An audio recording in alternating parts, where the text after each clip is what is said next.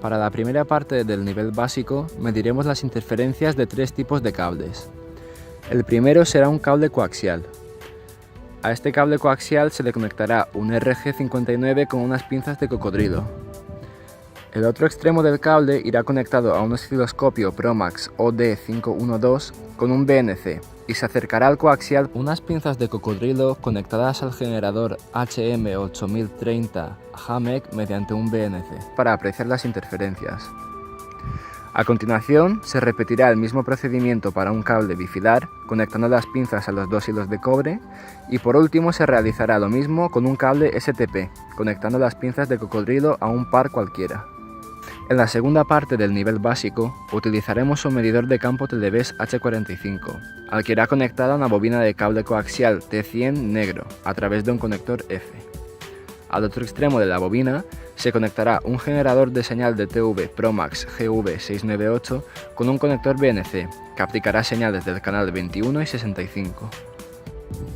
En la primera parte del apartado avanzado, utilizaremos un certificador de cableado Fluke DSP2000, que irá conectado con un latiguillo UTP de categoría 5E y conector RJ45 macho a un receptor de luz. Este receptor, a su vez, irá conectado a un emisor de luz a través de un latiguillo de fibra multimodo con conectores ST.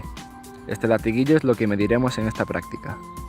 En esta segunda parte usaremos otra vez el certificador de cableado Fluke DSP2000, junto a otro dispositivo que nos mostrará distintos parámetros de los cables y si hay algún fallo.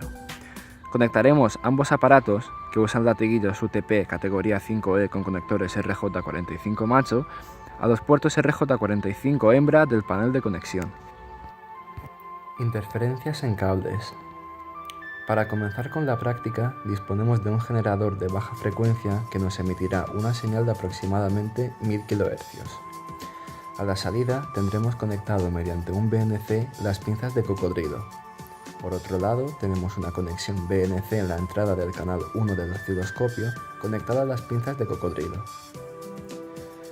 Primero comprobaremos el voltaje que nos ofrece el generador de baja frecuencia, conectando ambas pinzas, positivo con positivo y masa con masa, y lo visualizaremos en el osciloscopio para comprobar que efectivamente tenemos 20 voltios pico a pico.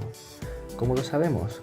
Contamos 1, 2, 3 y 4 cuadritos y lo multiplicamos por los 5 voltios que tenemos seleccionados en el osciloscopio. Podemos indicar también en el generador la unidad de frecuencia que queremos, así como el tipo de onda que queremos generar. Nosotros utilizaremos los kilohercios y un tipo de onda senoidal. Con este equipo mediremos las interferencias que se generan en un cable bifilar, un cable STP y un cable coaxial. Conectamos las pinzas en el cable bifilar, el negativo en un par y el positivo en otro. Ajustamos el osciloscopio para poder observar las interferencias y nos damos cuenta que tenemos interferencias electromagnéticas de ambiente. Acercamos en horizontal las pinzas con nuestra señal de 1000 kHz generada y para apreciar bien las interferencias pausamos la imagen. Podemos ver que tenemos 50 microvoltios en el potenciómetro del osciloscopio y para mirar las interferencias volvemos a contar 1, 2, 3 y 4 cuadritos que multiplicamos por 50 milivoltios obteniendo unos 200 milivoltios de interferencias. Hacemos la misma operación pero con las pinzas transversales al cable y vemos que apenas obtenemos interferencia. Ahora cogemos un cable STP y conectaremos en un par las pinzas, en uno el positivo y en el otro la masa y realizamos la misma operación.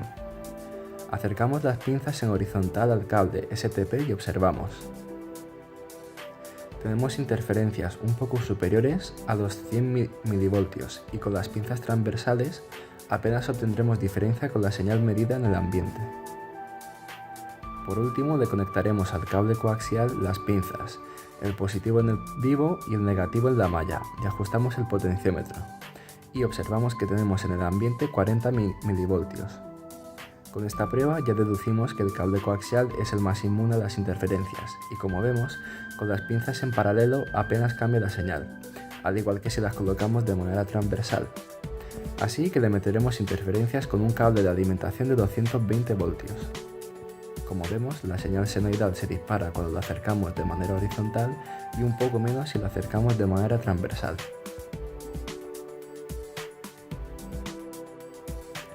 Pérdidas en cable coaxial. Para comenzar en este apartado utilizaremos una bobina de cable coaxial, un generador de vídeo analógico y un medidor de campo. En un extremo de la bobina conectaremos un adaptador de F a BNC para poder conectarlo a la salida del generador. En el otro extremo de la bobina conectaremos una transición de F hembra a F hembra. En la parte que nos queda libre conectaremos el medidor de campo. Con el equipo montado seleccionamos el canal 21 del generador para medir sus parámetros y así compararlos con el 65. Como vemos, tenemos 76 decibelios microvoltios de nivel en el canal 1. A continuación mediremos el canal 65. Lo dejamos preparado en el medidor de campo. Y a continuación seleccionamos que el generador nos genere el canal analógico en el 65. Como vemos, tenemos 72 decibelios microvoltios de nivel en el canal 65. En total tenemos unos 4 decibelios de atenuación de un canal a otro. Nivel avanzado. Pérdidas en fibra óptica. Para realizar este apartado nos valdremos de un certificador de cableado Fluke DSP2000, un emisor de luz al que conectaremos nuestro cable de fibra y un receptor que irá conectado con un cable UTP con RJ45 al Fluke. Realizaremos una prueba con un latiguillo de fibra multimodo y otra prueba usando un acoplador para conectar un segundo latiguillo. Y para la limpieza de los conectores ST de las fibras utilizaremos una gasa y alcohol isopropílico. A continuación limpiaremos los conectores ST de las fibras. Para ello echamos un poco de alcohol isopropílico en la gasa, lo limpiamos de esta manera y lo secamos de esta otra. Conectamos la fibra al dispositivo y limpiamos el otro conector del mismo modo. Este lo conectaremos a la ventana de 1300 nanómetros y los encenderemos en dicha ventana. Conectaremos los dispositivos con el cable UTP con RJ45. Encenderemos el Fluke seleccionando Setup. Presionaremos Enter para cambiar el cable, elegiremos fibra y después multimodo. Seleccionamos Single Test y seleccionamos la prueba de fibra. Calibraremos el Fluke para la siguiente prueba y a continuación paramos la imagen para ver las pérdidas que obtenemos. Sabemos que la potencia que emite el equipo es de menos 20 decibelios milivatio y la referencia que nos ha cogido es de menos 20,95 decibelios milivatio. Por tanto, con la diferencia de ambas obtenemos las pérdidas de nuestro latiguillo en segunda ventana, un total de 0,95 de pérdidas. A continuación conectaremos el siguiente latiguillo con el acoplador. Realizamos la prueba de fibra y a continuación pausamos la pantalla y observamos. Teniendo en cuenta como referencia el anterior latiguillo, observamos que conectando otro a un acoplador obtenemos un resultado de 0,16 decibelios de pérdidas. Nivel avanzado, certificador de cableado. Para este apartado utilizaremos el dispositivo Fluke DSP2000. Con este visualizaremos los resultados y este otro es el que se encarga de testear. Conectamos los latiguillos RJ45 de cada dispositivo al panel y lo encendemos.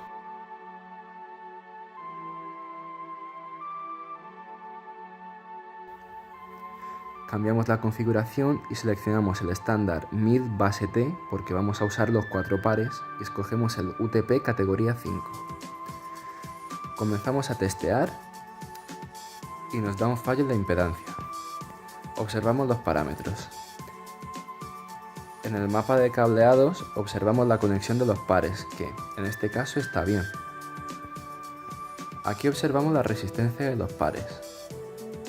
Aquí nos dice la longitud del cable que tenemos, el tiempo de propagación de la señal,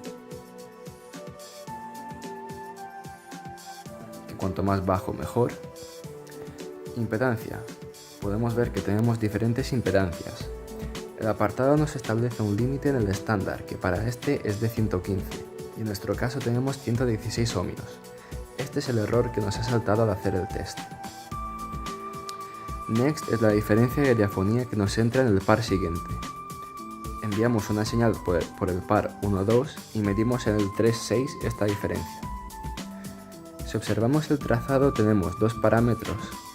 El límite establecido por el estándar es la parte de abajo y la parte de arriba es la señal que hemos medido. El margen es la diferencia entre la señal que hemos medido y la establecida por el estándar. Next del remoto. Es el mismo parámetro, pero en el otro dispositivo. La diferencia de retardo. Como tenemos el mismo tiempo de propagación en todos los pares, no tenemos ninguna diferencia de retardo porque están todos bien comunicados. RL o pérdidas de retorno miden la diferencia entre la amplitud de una señal de prueba y la amplitud de la señal reflejada que regresa por el mismo par. Y el RL del remoto, exactamente lo mismo, pero en el otro dispositivo. Ahora cambiaremos los latiguillos en el panel y volveremos a testear, y vemos que nos da un fallo en el mapa de cableado. Vemos que tenemos los pares invertidos 4 y 5. Esto quiere decir que los hilos 4 y 5 están cruzados tal y como muestra el dibujo. Los demás parámetros los tenemos correctos. Por último vamos a testear la siguiente toma. Procedemos y observamos los resultados. Tenemos un fallo otra vez en el mapa de cableado. Observamos y vemos que tenemos los hilos 1, 2, 3, 7 y 8 abiertos. Vemos la resistencia y nos damos cuenta de que solo ha medido el par 4-5. Vemos que el tiempo de propagación es totalmente diferente por los pares que están abiertos y lo mismo sucede con la diferencia de retardo.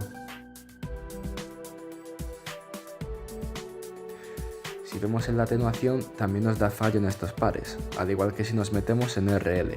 No hay comunicación entre los pares y por eso es que sucede esto. Y como vemos, el par bueno sí lo mide bien.